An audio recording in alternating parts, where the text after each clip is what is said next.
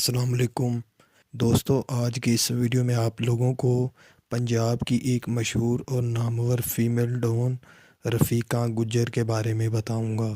یہ سن 90 کی دہائی کی ایک خطرناک اشتہاری تھی۔ اس نے اپنی زندگی میں تقریباً 14 سے زائد لوگوں کو پار لگایا تھا۔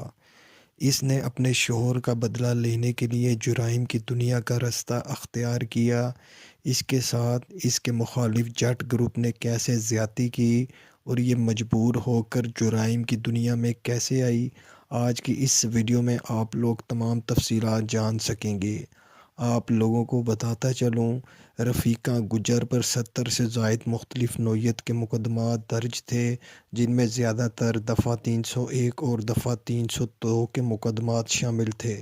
اس نے 2 پولیس مقابلے کیے۔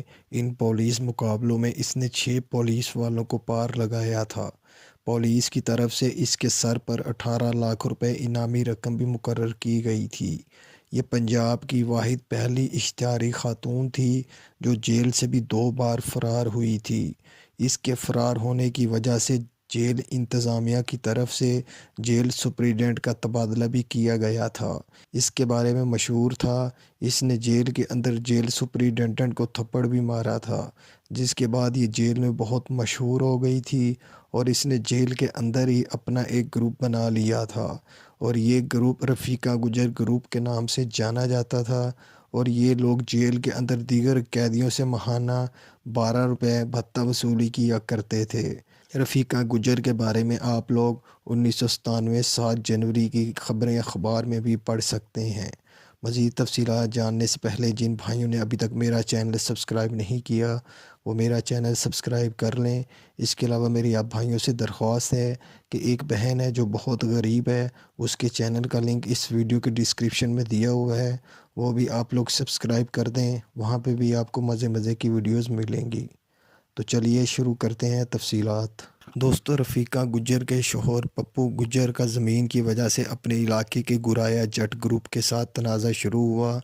اس تنازع میں سب سے پہل جٹ گروپ نے کی۔ انہوں نے پپو گجر کے باپ اور اس کے 2 بھائیوں کو پار لگایا اور اس وقوع کے بعد جٹ گروپ کے لوگ علاقے سے فرار ہو گئے تھے۔ مالی حساب سے جٹ گروپ گجر گروپ سے کافی مضبوط تھا۔ پپو گجر نے اپنے باپ اور بھائیوں کے قتل کا مقدمہ درج کروانے کی بہت کوشش کی، لیکن سیاسی اثر و رسوخ کی وجہ سے جٹ گروپ کے خلاف پولیس نے مقدمہ درج نہ کیا۔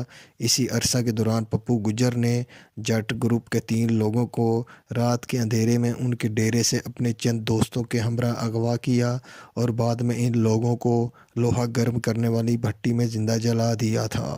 پپو گجر جب اس وقوع کے بعد یہاں سے فرار ہو رہا تھا تو پولیس کے موقع پر پہنچ جانے کی وجہ سے پپو گجر پولیس کا نشانہ بنا اور زندگی کی بازی ہارا۔ اس وقوع کے بعد اس دشمنی نے عروج پکڑا۔ رفیقہ گجر کے 2 بیٹے تھے، اس وقت وہ بہت ہی چھوٹے تھے۔ رفیقہ گجر نے اپنے شوہر کا مقدمہ درج کروانے کی بہت کوشش کی، لیکن اس کے شوہر کا مقدمہ بھی درج نہ کیا گیا۔ اس نے ضد میں آ کر بدلہ لینے کی کوشش کی اور اپنے 2 سگے بھائیوں کے ہمراہ اس نے اپنے کچھ کزنوں اور ہمسایوں کی مدد سے جٹ گروپ کے 5 لوگوں کو ایک شادی کی تقریب میں پار لگایا۔ آپ لوگوں کو بتاتا چلوں، یہ دونوں گروپ ایک ہی علاقے سے تعلق رکھتے تھے۔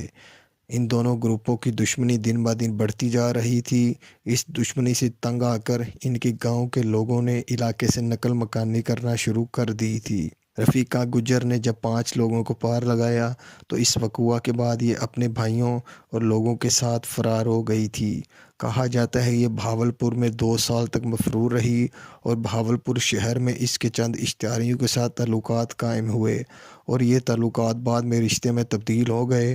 رفیقہ گجر نے بھاولپور کے ایک مشہور اشتہاری پٹھو پٹھان کے ساتھ شادی کی اور بعد میں دونوں نے بہت اچھی زندگی گزاری۔